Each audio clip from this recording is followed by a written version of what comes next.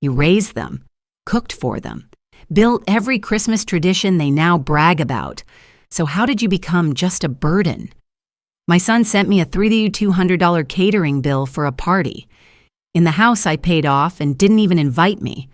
I thought I was being too sensitive, until I found a loan document where he'd secretly used my home as collateral without telling me. My own son had gambled my entire life's work. I'm Maggie Larson, a mother, a widow. And for decades, I gave everything to this family, until the day he tore my Christmas recipe book in half and called me outdated.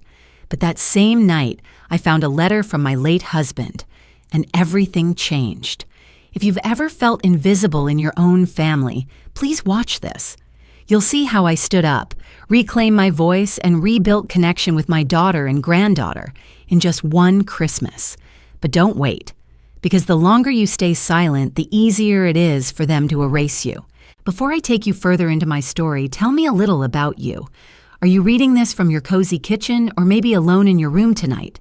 Leave a 1 if you're at home, a 2 if you're somewhere else, or a 3 if you're not even sure where you belong right now. Your comment means more than you know. I read everyone. Let's step into this story together. My kitchen smelled of cinnamon, but my heart felt cold. When did my family forget me? The clock on the wall ticked too loudly, its hands creeping toward 6 p.m. on December 1st, 2024. I stood at the counter in my suburban Connecticut home, stirring hot cocoa, the steam curling like a memory. The radio hummed Silent Night, soft and distant, but the house felt emptier than the song. My fingers brushed a stack of recipe cards, stained with 38 years of Christmas dinners, turkey drippings, cranberry smudges. My handwriting faded but sure. I could still see Sophie, my granddaughter, giggling as we rolled dough last Christmas, her tiny hands dusted with flour. My chest ached. Where was that laughter now? The twinkling Christmas lights outside my window, strung across neighbors' porches, mocked the quiet inside. I sipped the cocoa, its warmth no match for the chill settling in my bones. The doorbell chimed, sharp and sudden. I set the mug down, wiping my hands on the apron George gave me decades ago, its edges frayed like my patience. Mrs. Ellis, my neighbor, stood on the porch, her scarf bundled tight against the December wind. Her cheeks were pink, her eyes bright with holiday chatter. "Maggie, you should see Ryan's place," she said, stomping snow off her boots. "He's planning a big Thanksgiving bash, catered, fancy, the works. At that house of yours." My stomach twisted. Ryan, my son, hadn't mentioned a word. Not a call, not a text, not an invitation. I forced a smile, my lips tight. "Sounds lovely," I said, my voice thinner than I meant. Mrs. Ellis prattled on about artisanal stuffing and prime rib, then waved goodbye, her boots crunching back into the snow. I closed the door, the silence heavier now. My house, the one I paid for, every mortgage check scraped from George's overtime and my clipped dreams, and I wasn't invited. I sank into the living room armchair, the radio's carols fading to static in my mind. My phone sat dark on the side table, no notifications blinking. Ryan used to call every Sunday, his voice warm, asking for my pecan pie recipe or Sophie's favorite cookies. Now, nothing. Claire, my daughter, sent a card last month, but it felt like an afterthought. Her handwriting rushed.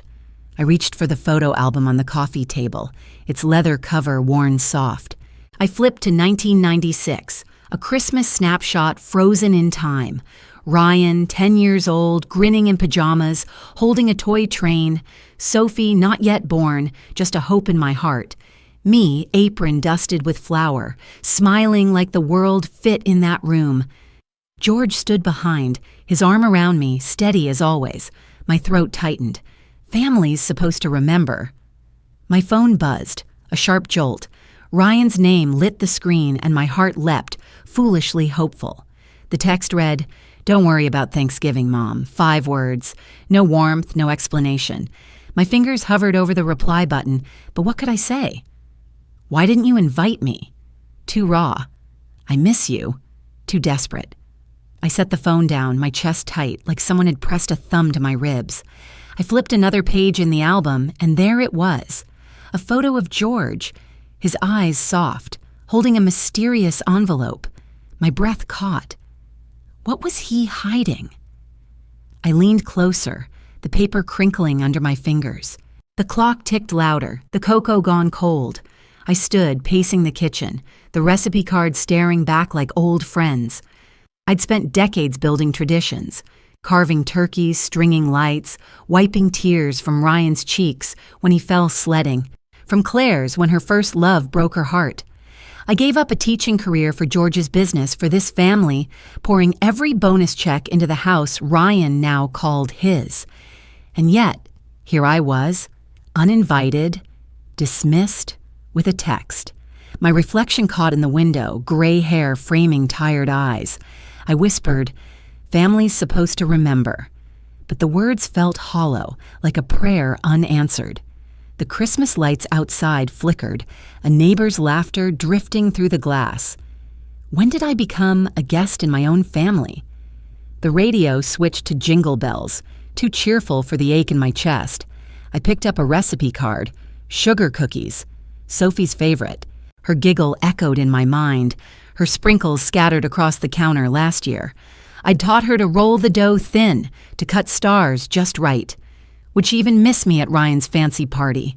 I set the card down, my hands trembling. Ever felt like the home you built no longer had a place for you in it? If you're still here reading this moment with me, drop a 5 in the comments. Because what's coming next might just change everything I thought I knew about love, family, and myself. Mrs. Ellis's words replayed, "At that house of yours." My house, not Ryan's.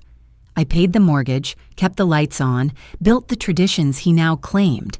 My jaw tightened, a flicker of something sharper than hurt-stirring. Not anger, not yet, just a question, nagging like the ticking clock. I walked back to the album, the photo of George and his envelope pulling me in. His smile was knowing, like he'd left something for me to find. The envelope's edge was creased, as if he'd held it too long. My fingers traced it, the paper cool. What was it? A letter? A secret? I closed the album, the snap loud in the quiet house. The cocoa mug sat untouched, steam long gone. I didn't need warmth from it anymore. Something else was brewing, something I couldn't name yet. I glanced at the phone, Ryan's text still glowing. "Don't worry," he'd said. But I did worry, not about Thanksgiving, but about who I'd become to them. A mother, a bank, a ghost. The Christmas lights outside blinked, casting shadows on my walls. I stood still, the clock's tick a steady drum. I wasn't ready to call Ryan, not yet, but I wasn't ready to fade either. I touched the photo again, George's eyes steady, the envelope a quiet promise. Whatever he'd left, I'd find it, and maybe, just maybe, I'd find myself too. The mailbox creaked open. A $3,200 bill stared back, my name on it. I stood at the curb, the early December wind nipping my cheeks, my scarf loose around my neck. The Connecticut sky hung gray, heavy with snow that hadn't fallen yet. I'd come out expecting holiday cards, maybe one from Claire or even Sophie's glittery scribbles. Instead, my fingers closed around a thick envelope, the paper crisp, official. My name, Margaret Larson, was typed neatly at the top, no return address. My heart thudded, a foolish hope flickering. Maybe Ryan had sent something, an apology for his cold Thanksgiving text. I tucked the envelope under my arm, the mailbox clanging shut, and hurried back to the warmth of my kitchen. The counter was a mess, cluttered with Black Friday ads I hadn't tossed, glossy promises of air fryers and smart TVs. I set the envelope down, my hands trembling, and sliced it open with a butter knife. A single sheet slid out, a formal invoice from Premier Events, a high-end catering service in town. The total glared in bold, $3,200. Prime rib, lobster bisque, artisan rolls, honey-glazed ham for $20. A Christmas dinner at my house, the one I'd paid off where Ryan now lived. My breath caught. I wasn't invited, A handwritten note was clipped to the corner, Ryan's scrawl unmistakable. "Knew you'd chip in, Mom. Merry Christmas." My fingers froze, the paper crinkling in my grip. Chip in? For a party I wasn't even welcome at? I sank into a chair, the radio's Jingle Bell Rock jarring against the ache in my chest. The catering menu fluttered to the floor, its fancy font blurring. I'd funded Ryan's dreams for years, his college tuition, his business startup that fizzled out, never a dime repaid. Every Christmas I'd carved the ham, baked the pies, strung lights until my fingers ached. All for him, for Claire, for Sophie. My voice cracked, barely a whisper. I'm not even a guest. The kitchen clock ticked, relentless, like it was counting down my worth. I traced Ryan's note, his words casual, careless. He'd assumed I'd pay, just like always. My hands shook, not with cold but with something sharper, a sting of betrayal that wasn't quite anger. Not yet. The photo album sat on the table open from last night, George's mysterious envelope staring up at me. His smile in that 1996 snapshot felt like a lifeline, his eyes soft, knowing. What had he hidden? A letter? A truth? I reached for it, then stopped, my gaze falling on the silent phone beside the Black Friday ads. I wanted to call Ryan to demand why. Why send me a bill? Why leave me out? My finger hovered over his name, but I pulled back. What would he say? "Don't worry, Mom," like his text, or worse, nothing at all. The carols outside grew louder, a neighbor's kids singing off-key, their laughter slicing through the quiet. The silence in my kitchen screamed louder than any song. I picked up the invoice again, the $3,200 figure a cold accusation. Ryan's note wasn't just a request, it was an expectation, built on decades of my giving. I'd given up my teaching career for George's business, poured every spare dollar into the house Ryan now called his own. I'd wiped tears from his cheeks when he failed his driving test, cheered at his college graduation, even when he forgot to thank me. And now, this. A bill for a feast I wouldn't taste, for laughter I wouldn't share. My throat tightened, my eyes stinging. I blinked hard, refusing tears. The radio switched to "Have Yourself a Merry Little Christmas," too gentle for the storm in my chest. I stood, pacing the linoleum, the recipe cards scattered like fallen leaves, sugar cookies, pecan pie, cranberry relish, my traditions, my love, written in ink and time. Sophie's giggle echoed in my mind, her sprinkles spilling last Christmas. Would she notice I was gone? Or had Ryan's fancy menu erased me there, too? I stopped by the window, the neighborhood's Christmas lights blinking through the dusk. Mrs. Ellis's words from yesterday replayed, "At that house of yours." My house. Not Ryan's. I'd paid for every brick, every shingle, every memory. My jaw clenched, the sting in my chest flaring. Did I build this family, or just their expectations? The photo album drew me back, George's envelope a quiet pull. I flipped to the picture, his hand clutching the paper, his smile almost secretive. My fingers traced the crease, cool and smooth. It wasn't just a photo, it felt like a message, something George left for me to find. My heart thudded, a mix of fear and hope. What did he leave behind? A truth about Ryan? About us? I closed the album, the snap sharp in the stillness. The invoice lay on the table, Ryan's note curling at the edges. I didn't touch it, not yet. The clock ticked, the carols faded, and the silence grew heavier, like snow piling outside. I walked to the sink, rinsing my cocoa mug, the water hissing against porcelain. My reflection caught in the window, gray hair, tired eyes, but something else too. A spark, faint but real. I wasn't ready to call Ryan, to hear his excuses, but I wasn't ready to pay his bill either. The envelope in George's photo nagged at me, a puzzle I couldn't shake. I dried my hands, the towel rough against my skin. Whatever George had left, it was mine to find. And maybe, in finding it, I'd uncover what I'd lost. Not just my family, but myself. Ryan's voice cut through the phone. "You're just a burden now, Mom." The pumpkin pie sat cooling on my living room table, its cinnamon scent mingling with the crisp November air drifting through the open window. It was Thanksgiving week in my suburban Connecticut home, and the chatter of neighbors filled the space, their plates piled with potluck dishes, green bean casserole, cornbread, my pie. I'd hoped this gathering would bring my family back, even for a moment.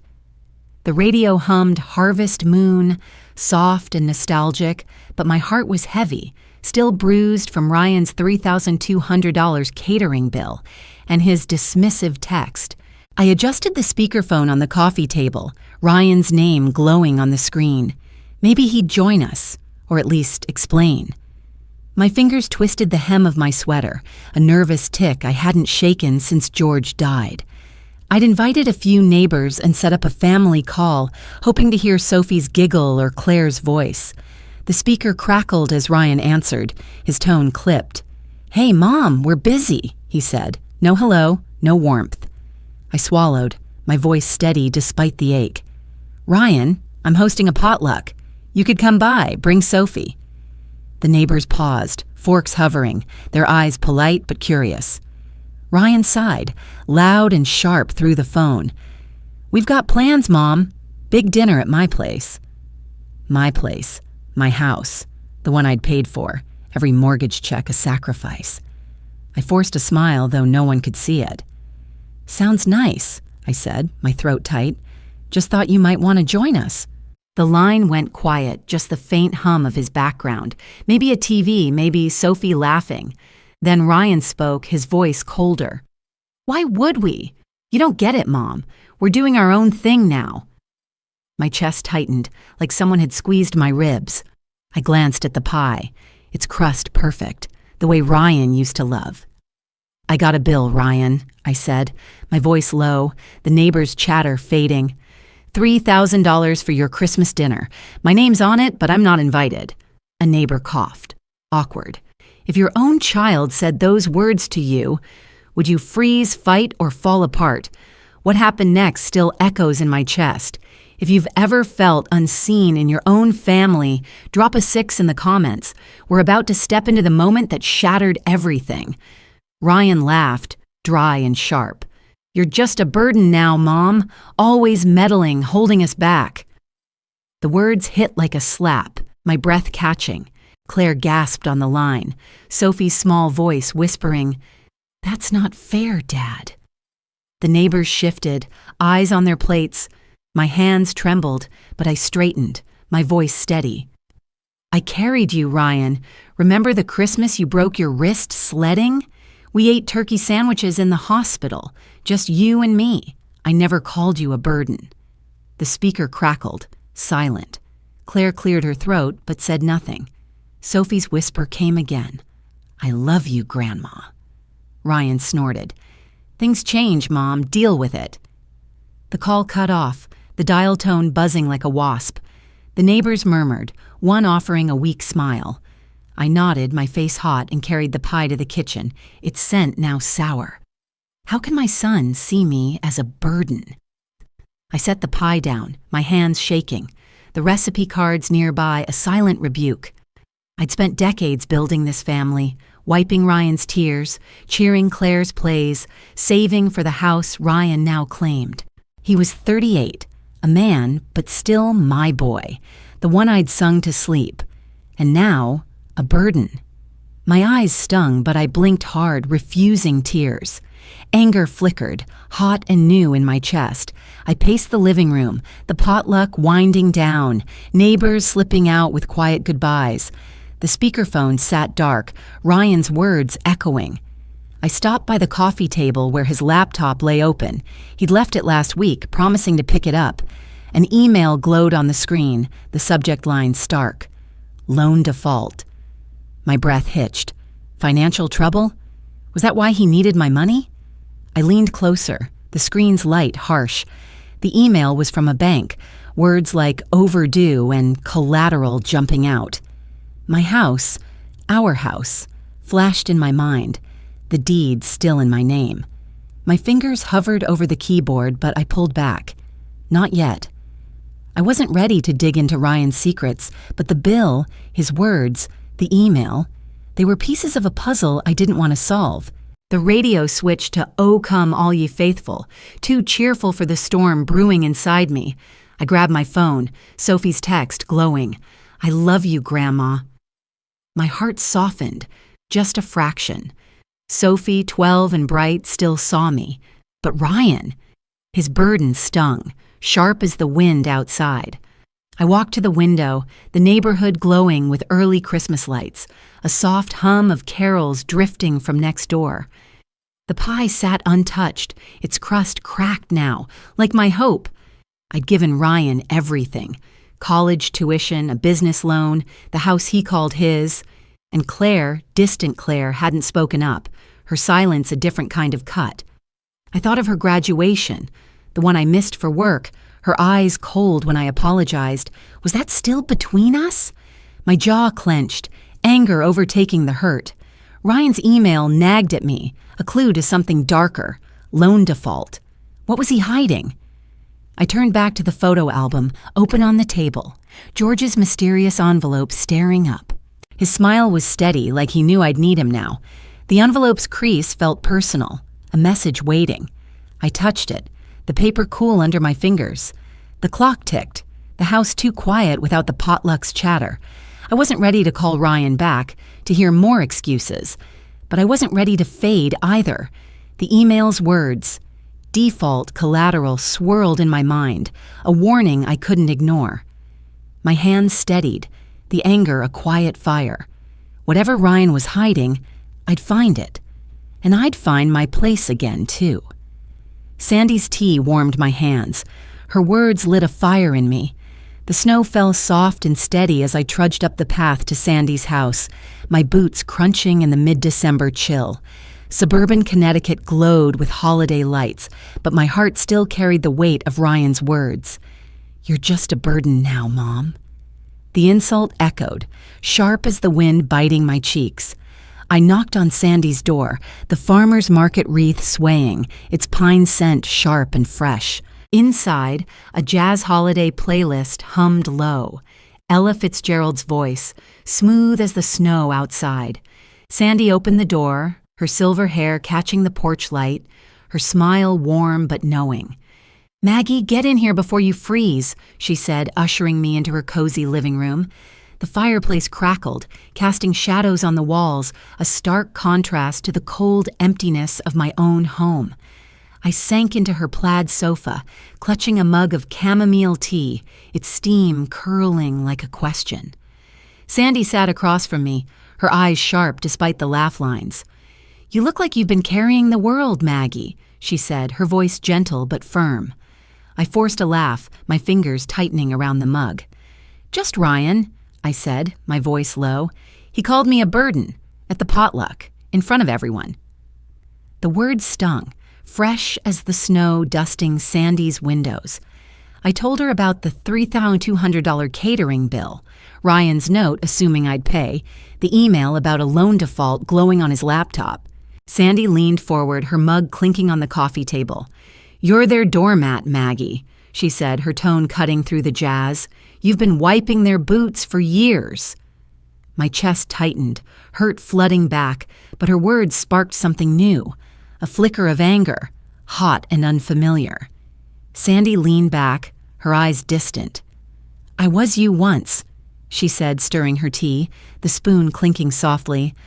"My son, Ben, shut me out for a decade, thought I was meddling, not mothering. I had to set boundaries, Maggie. Hard ones." Her voice softened, but her gaze was steel. "It saved us." She reached into a drawer, pulling out a small brass key, its edges worn. "George left something for you, in his old desk, up in your attic. Said it was important." My breath caught, the mysterious envelope from George's photo flashing in my mind. I took the key, its weight heavy in my palm. "What is it?" I asked, my voice barely above a whisper. Sandy shrugged, a wry smile tugging her lips. "Something to remind you who you are." My jaw tightened, Ryan's burden echoing again. I gripped the key, my voice firm. I'm done being invisible. The jazz swelled, Ella's voice soaring, and for the first time, I felt the hurt shift, anger rising like the fire's glow. I stood, thanking Sandy, her words still burning in my chest. Outside, I climbed into my car, snowflakes melting on my coat, the key heavy in my pocket. The jazz playlist faded as I shut the door, but Sandy's voice lingered. You're their doormat. I'd spent decades holding my family together, paying for Ryan's college, cheering Claire's dreams, saving every penny for the house Ryan now claimed. And for what? A bill I wasn't invited to share, a son who saw me as a burden. My hands gripped the steering wheel, the cold leather grounding me. Have I been holding them together or holding myself back? The snow fell thicker, blurring the holiday lights, but my mind was sharp, focused. Ryan's email, loan default, flashed in my memory, a clue to something darker, and George's envelope, whatever it held, was waiting. I drove home, the car's heater humming, the streets lined with wreaths and glowing Santas. Sandy's story echoed, her estrangement, her strength. She'd rebuilt her bond with Ben, but only after drawing a line. Could I do that? My fingers brushed the key in my pocket, its edges pressing into my skin. Ryan's insult stung, but Sandy's words were a spark, lighting something I hadn't felt in years. Not just hurt, anger, raw and ready. I pulled into my driveway, the snow piling soft and silent.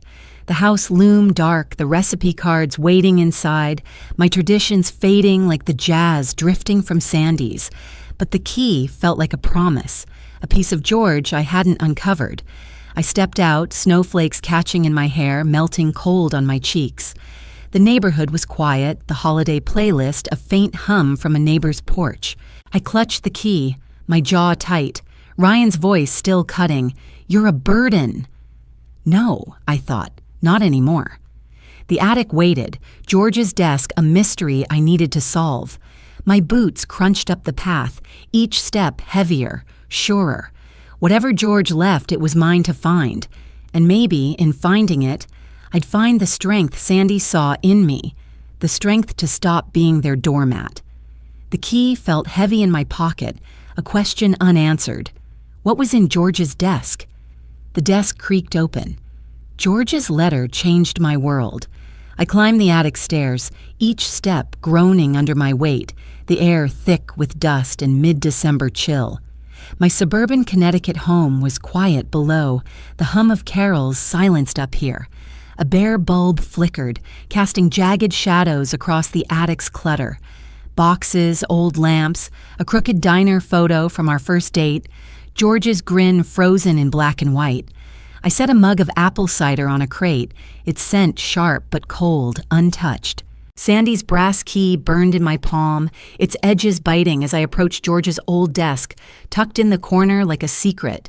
My heart pounded, Ryan's burden still stinging, his $3,200 catering bill and loan default email swirling in my mind.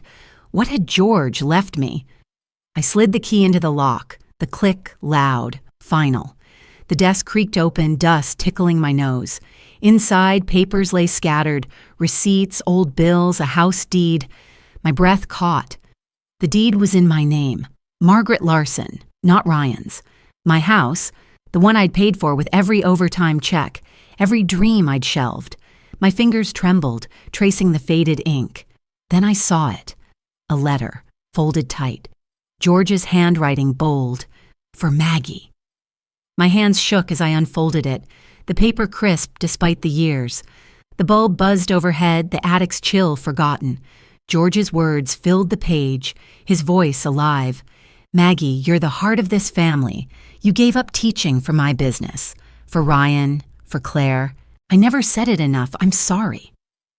My throat tightened, tears pricking. He'd seen me even when I felt invisible. The letter went on, a confession that stopped my breath. Ryan asked for a loan to start his business. I gave it, but he never repaid. I didn't tell you, my mistake. My hands shook harder, the paper crinkling. Ryan's unpaid loan, hidden all these years while he called me a burden, sent me his catering bill. I whispered, I gave everything. My anger at Ryan's entitlement flared, hot and fierce, no longer just a flicker. I'd funded his college, cheered his dreams, let him live in my house, rent-free. And he'd taken, never once looking back. My jaw clenched, the deed heavy in my lap. George's regret poured from the page. You're stronger than you know, Maggie. My voice hardened, a vow. This house is mine. I sank to the floor by the crate, the deed and letter clutched tight. The diner photo hung above, George's eyes regretful, loving, even in their final years when he'd grown distant. I remembered his quiet glances, his hand squeezing mine at Christmas dinners I'd cooked alone. Had he known I'd need his words now? The cider sat cold, its scent fading, but the attic felt alive, George's presence wrapping around me. My anger at Ryan mixed with something new, empowerment, sharp as the key's edge. I wasn't just a mother, a widow, a doormat. I was Maggie Larson, the woman who'd built this family, this house, with every sacrifice. The bulb flickered, dust swirling like snow, and I felt it, a shift, a strength I'd forgotten. I stood, tucking the letter into my sweater, the deed under my arm. The attic stairs creaked as I descended, each step surer than the last. Ryan's email, loan default, flashed in my mind, a puzzle piece falling into place. His unpaid loan, his catering bill, his burden insult, they weren't accidents. He was hiding something tied to my house. My fingers brushed the letter, George's words a shield. You're stronger than you know. I paused in the kitchen, the recipe card silent, my traditions mocked by Ryan's artisanal menu. The radio was off, but carols drifted from a neighbor's porch, faint and hopeful. Did George know I'd need his words now? The living room glowed dim, the Christmas lights outside blinking through the window. I set the deed on the coffee table, its weight grounding me. Ryan's laptop sat there, the email still open, a warning I couldn't ignore. I didn't touch it. Not yet. But the letter, George's confession, burned in my chest. Ryan had taken more than money. He'd taken my place, my worth. My hands steadied, the anger a quiet flame. I wasn't ready to confront him, but I was ready to act. The attic's dust clung to my sweater, a reminder of what I'd uncovered. George's envelope from that old photo wasn't just a memory. It was a truth, waiting for me to claim. I walked to the window, snow piling soft outside, the neighborhood's lights a gentle hum of holiday cheer. Sophie's text from the potluck glowed in my memory. I love you, Grandma. Claire's silence stung, her distance a wound I didn't understand. But George's letter was a lifeline, his regret a mirror to my own. I'd given up teaching, poured my heart into this family, and Ryan had turned it into a debt. My jaw tightened, the deed a silent promise. I wasn't a burden, I was the foundation. The letter's lone hint nagged at me, a question unanswered. How deep was Ryan's deceit? Claire's knock startled me. Her tears broke my heart. Snowflakes swirled around my porch, mid-December's chill seeping through my scarf as I sat in a wicker chair, clutching a peppermint mocha. The mug's warmth battled the cold, but my mind was heavy with George's letter, the house deed, and Ryan's unpaid loan. Suburban Connecticut sparkled with holiday cheer, mall Santa music drifting from a neighbor's yard, jingle bells tinny but bright. I sipped the mocha, its sweetness sharp, my fingers tracing the deed tucked inside my coat. Ryan's burden insult and his loan default email gnawed at me. But George's words, "You're stronger than you know," stoked a quiet anger. The porch creaked under my boots, snow dusting the railings, and I wondered what came next. A car door slammed, and Claire appeared at the gate, her coat unbuttoned, eyes red and swollen. My daughter, 35, looked small, her dark hair damp with snow. I stood, the mocha sloshing, my heart lurching. "Claire, what's wrong?"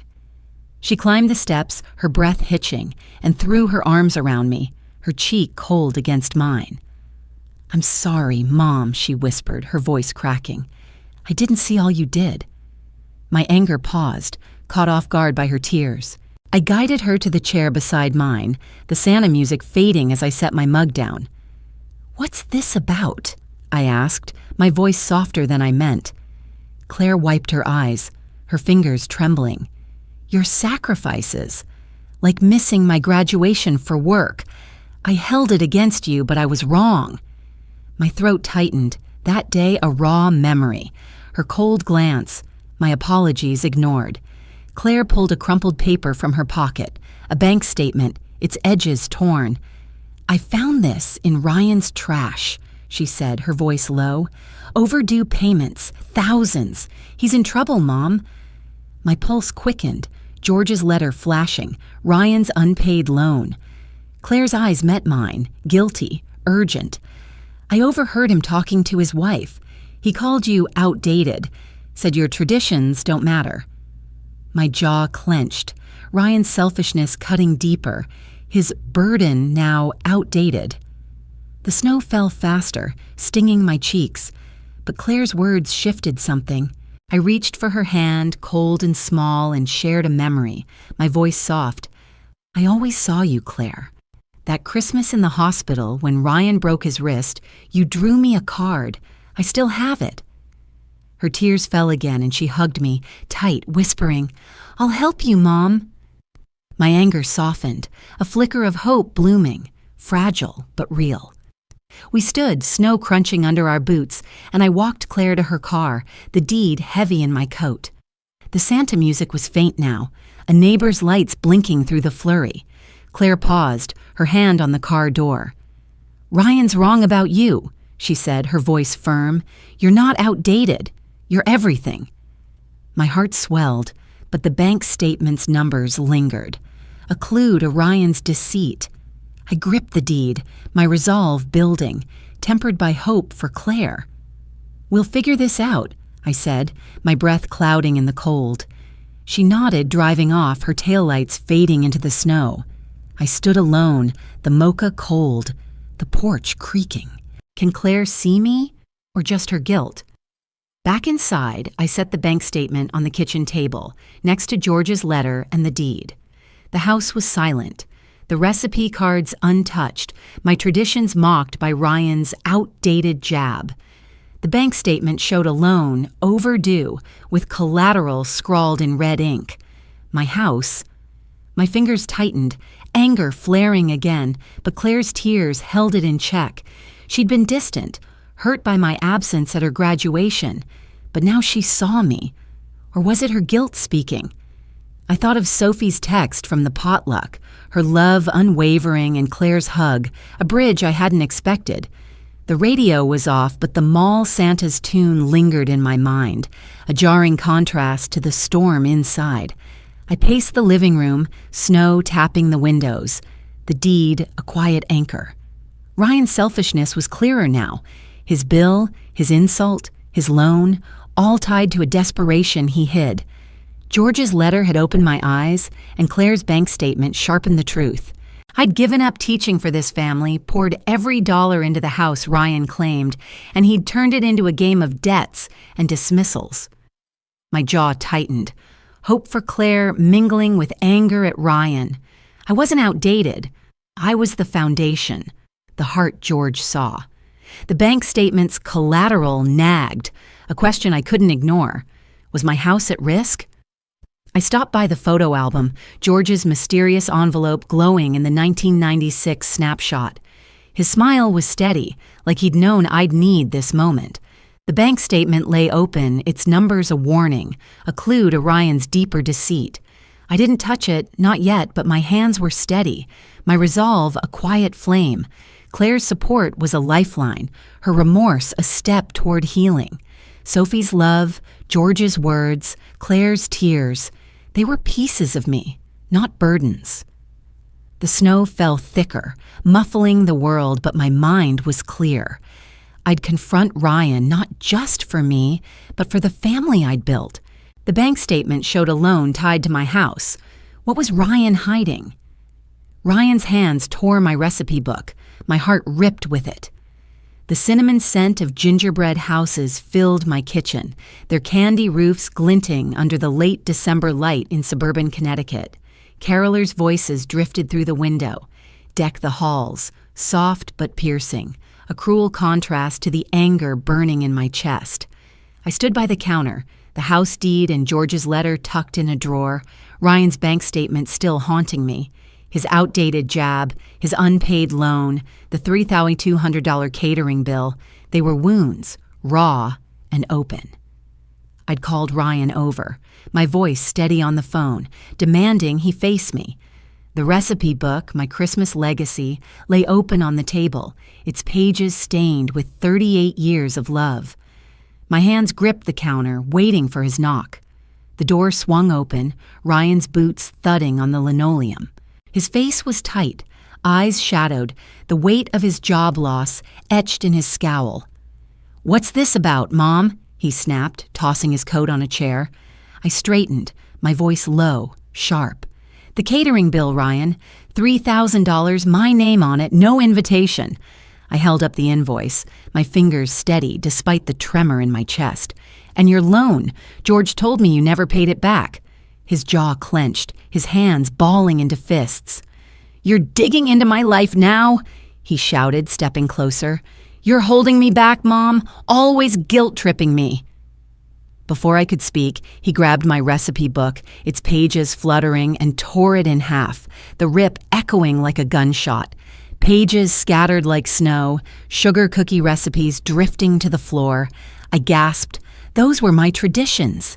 My heart shattered, the book a symbol of every Christmas I'd built. Ryan's face twisted, unrepentant, his voice a growl. "You don't get it, Mom. I'm drowning, and you're just baggage." I staggered back, the caroler's song mocking the pain in my chest. My hands shook, anger surging, hot and fierce. I'd funded his business, his college, this house, my house, and he dared call me baggage? My eyes burned, but tears didn't come. Instead, I turned to the phone, snatching it up, my voice ice cold. "Premier Events? This is Maggie Larson. Cancel the Christmas catering order under my name. No seat, no payment." The clerk hesitated, but I hung up, my breath ragged. I grabbed a pen, scribbling a note. "Merry Christmas, Mom." I slipped a $1 bill inside, sealing the envelope, my hands trembling but my resolve iron. What's left of me if I stop giving? Ryan stared, his aggression fading to defense, his mouth opening but no words coming. I pointed to the door, my voice steady. "Go, Ryan. You've said enough."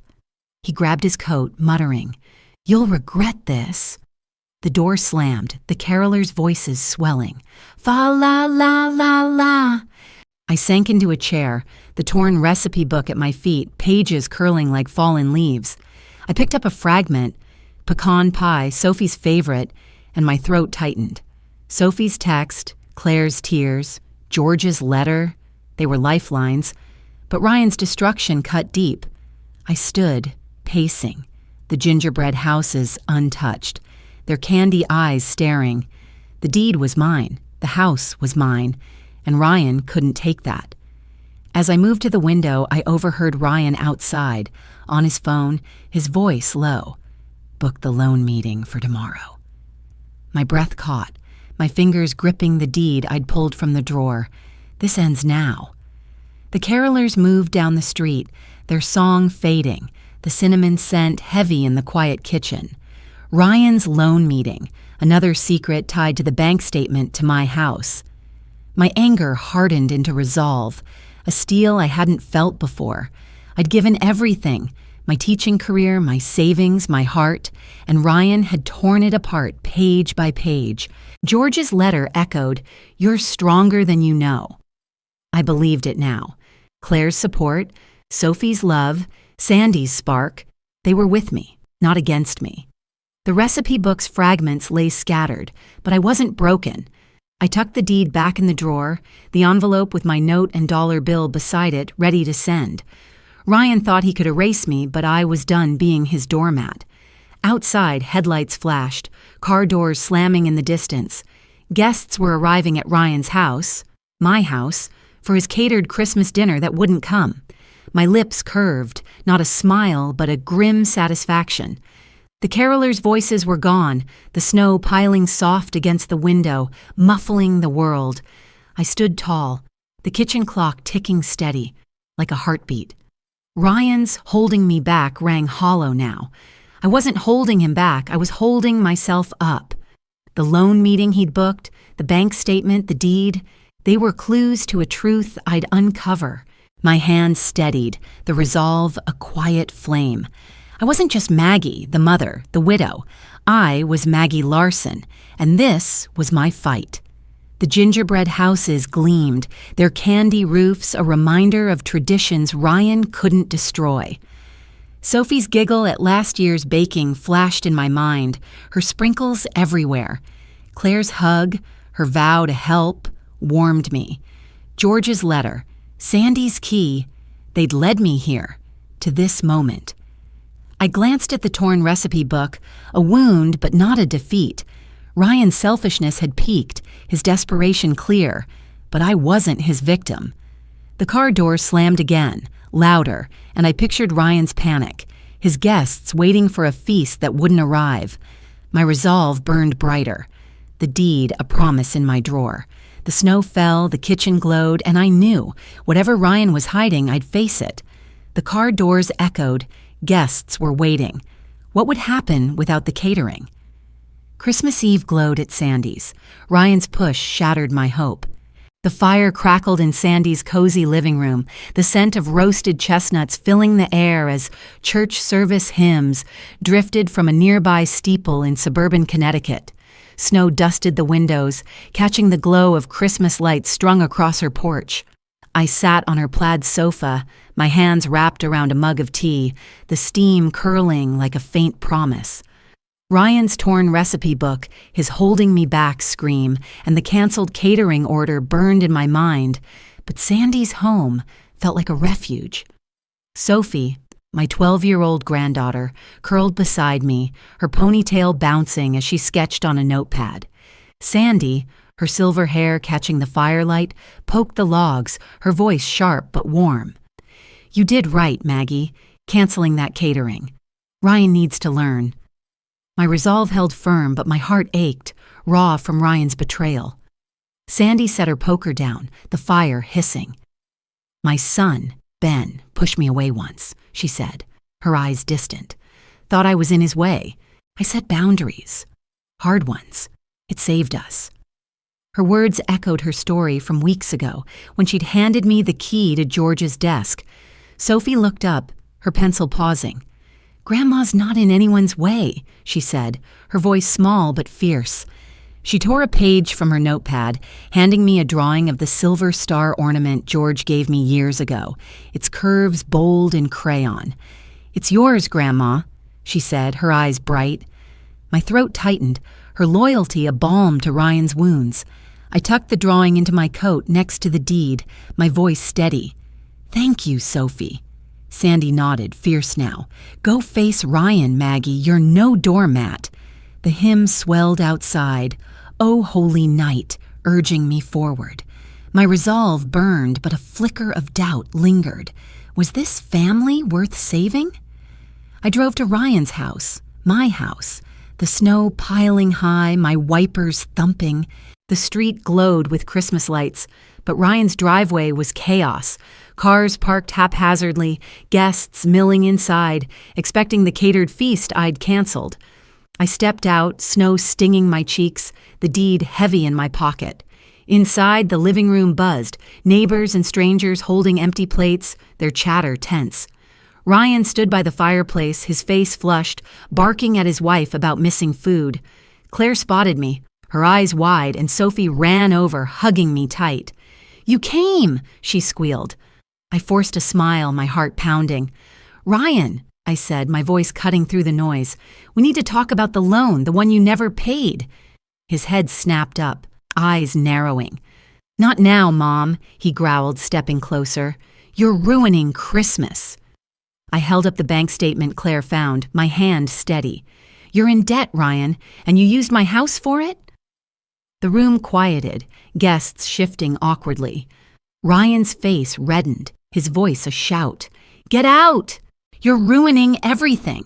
He grabbed my arm, pushing me toward the door, his strength a shock. My shoulder hit the frame, pain flaring, but I stood firm, Sophie gasping, "Dad, stop!" Claire stepped forward, her voice sharp. "How could you, Ryan?" The hymns outside faded, the chestnut scent gone, replaced by the cold bite of snow. My resolve faltered, hurt flooding back, but Sophie's drawing in my pocket anchored me. Ryan's push wasn't just anger, it was desperation, his secrets unraveling. I straightened, my voice low. "This is my house, Ryan, not yours."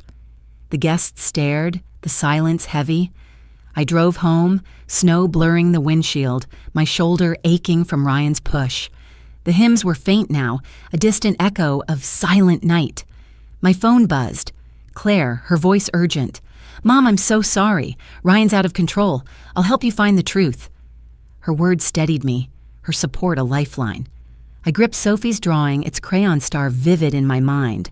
My resolve hardened, ironclad. "I'm not done yet," I whispered, the snow stinging my cheeks through the open window. The road stretched dark, but my path was clear.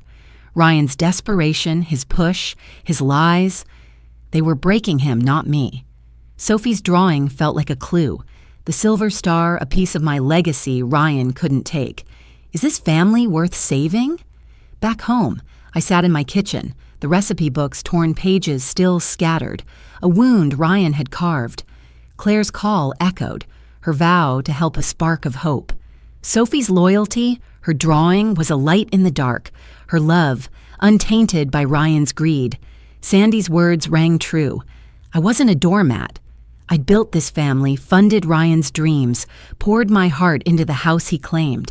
His push, his ruining Christmas shout, revealed a man drowning, not a son. The deed in my pocket was proof of my strength. George's letter a reminder. You're stronger than you know. The snow piled outside, muffling the world, but my mind burned. Claire's support, Sophie's drawing, Sandy's fire, they were with me. Ryan's loan meeting, the bank statement, the star, they were clues to a truth I'd expose. I stood, the kitchen clock ticking steady, the gingerbread houses untouched, their candy eyes staring. Ryan's guests were likely leaving now, their plates empty, his perfect Christmas in ruins. My lips twitched, not quite a smile. I'd canceled the catering, drawn a line, and Ryan had pushed back, literally. But I wasn't broken. Claire's guilt was turning to resolve, Sophie's love unwavering. The silver star drawing lay on the table, its lines bold, a symbol of what I'd built. I wasn't just Maggie, the mother who gave too much. I was Maggie Larson, and I'd fight for my place. The snow fell thicker, the hymns gone, but my resolve was aflame, unyielding. Sophie's drawing felt like a clue. What did the silver star mean? Ryan's voice cracked on the phone. His lies broke wide open. Christmas morning draped my suburban Connecticut home in quiet, the snow blanketing the driveway, muffling the world. I stood in my living room, the radio humming, "O Little Town of Bethlehem," its soft carols a stark contrast to the fire in my chest. Sophie's drawing of the silver star lay on the coffee table, its crayon lines bold, a reminder of my legacy Ryan had tried to erase. His push last night, his ruining Christmas shout, and the failed dinner stung, but Claire's vow to help and Sandy's spark fueled my resolve. The house deed sat in my pocket, George's letter tucked beside it, his words, "You're stronger than you know." A steady pulse. My phone buzzed, Ryan's name flashing, and I answered, my voice cold, ready. "What, Ryan?" His breath was ragged, his tone low. "The dinner was a mess, Mom. No catering, guests left early." He paused, then added, "You owed me, though, for all I gave up as a kid." My jaw clenched, his justification a fresh cut. Did I raise him, or his entitlement? I paced. The radio's carols fading as Ryan's words sank in. Owed him. For the childhood I built, The college I funded, the house I gave him. I stopped by the fireplace, my fingers brushing a drawer where I'd stashed papers from his last visit. My heart thudded as I pulled out a loan contract, its pages crisp, the words glaring, collateral, property of Margaret Larson. My house, used without my knowledge. My voice turned icy. "You used my home, Ryan? As Ascot?" He stammered, "Mom, I had to save the business." His arrogance, his lies, laid bare. I gripped the phone, my breath sharp. "This house is mine, not your pawn." The firelight flickered, casting shadows, my resolve a steel blade. The snow crunched under my boots as I marched to my car, the contract and deed in my coat, Sophie's drawing folded beside them. I drove to Ryan's house, my house, the Christmas lights glowing faintly through the snow, the radio's carols a distant hum in my mind. My heart pounded, not with fear but with purpose. I'd confront Ryan not just for me, but for the family I'd built. The driveway was packed, cars from last night's guests still lingering, their absence a silent victory. I knocked, the door swinging open to Sophie's bright eyes and tight hug. "Grandma, you're here," she squealed, her ponytail bouncing. Claire stood behind, her face soft, nodding encouragement. Ryan loomed by the Christmas tree, his shoulders tense, eyes darting. The living room smelled of pine, the tree's ornaments glinting, but the air was heavy, expectant. I held up the contract, my voice steady. "You used my house as collateral, Ryan, lied to me, called me a burden."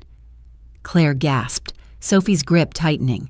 Ryan's face paled, his voice a stammer. "I needed to, Mom, for us." The lie crumbled, his desperation exposed before his family. Sophie clung to me, her breath warm, whispering, "Stay, Grandma." I knelt, hugging her back, her hope a light in the storm. Claire stepped closer, her hand on my shoulder, her voice firm. "I should have seen your strength sooner, Mom." Her words were a balm, her guilt washed away by resolve. I stood, facing Ryan, the contract in one hand, the deed in the other. "This house is mine," I said, my voice ringing clear. "You don't get to use it or me anymore." The room stilled, the radio's carols swelling. Joy to the world, a quiet irony. Ryan's hands shook, his arrogance shaken, no words left. Guests from last night's fiasco lingered in the background, their murmurs low, eyes wide. Sophie's arms wrapped tighter, her love a steady anchor. Claire stood tall, her support unwavering, her eyes bright with relief. I turned to the tree, my gaze catching the silver star ornament, its silver curves gleaming. A gift from George, a piece of my heart. My fingers brushed it, the metal cool, a symbol of everything I'd built. I didn't take it, not yet, but its presence was a promise, a piece of my legacy Ryan couldn't erase. My heart steadied, not fully free, but close. The confrontation a step toward liberation. The snow fell outside, the driveway a white expanse, the radio's carols a gentle hum. Ryan's lies were bare, his justification, "You owed me," a hollow excuse that crumbled under my truth.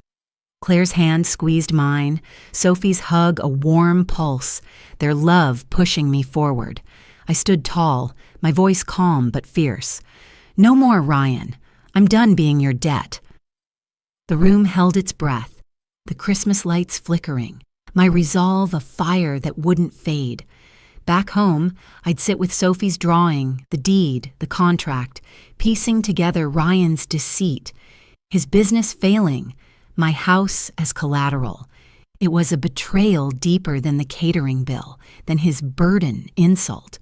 Claire's support, Sophie's hope, Sandy's fire, they were my strength now, not Ryan's demands. The carols would play on, the snow piling high, but my heart was steady, edging toward freedom. I'd given up my teaching career, poured my soul into this family, and Ryan had twisted it into obligation. No more. Sophie's hug lingered, her voice echoing, "Stay, Grandma." Claire's words, "Your strength," rang true. George's letter, tucked in my pocket, whispered, You're stronger than you know. The silver star on Ryan's tree called to me, a piece of my past I'd reclaim. Did I raise him or his entitlement? I stepped back, snow crunching under my boots, the confrontation's weight lifting, not gone but lighter. Claire and Sophie stood with me, their presence a shield. Ryan's face shaken held no more power over me. The radio's carols swelled, the Christmas lights a soft glow through the snow. I wasn't free yet, but I was close, my resolve a flame that burned bright. The silver star gleamed on the tree, its shine a challenge, a piece of my legacy waiting. I'd face Ryan again, not with anger, but with clarity. The contract, the deed, Sophie's drawing, they were proof of my worth, not his claims. The snow fell, the carols sang, and I saw it clearly. The silver star was mine. Could I reclaim it? As I stood on my porch, Claire's tears still warm on my cheek, the snow fell soft, whispering hope where anger once burned. My journey through Ryan's betrayal, the 3,200 bill, his cruel burden call, taught me that family bonds, though strained, can mend when we see each other's sacrifices. Claire's remorse, sparked by Ryan's selfishness, showed me that love finds a way back, even through guilt and distance. In life, as long as we listen with open hearts, we can rebuild what's broken. This story of reclaiming my worth reminds us to cherish those who hold us together, often unseen. If this touched you, please share your own story in the comments. I'd love to hear your voice.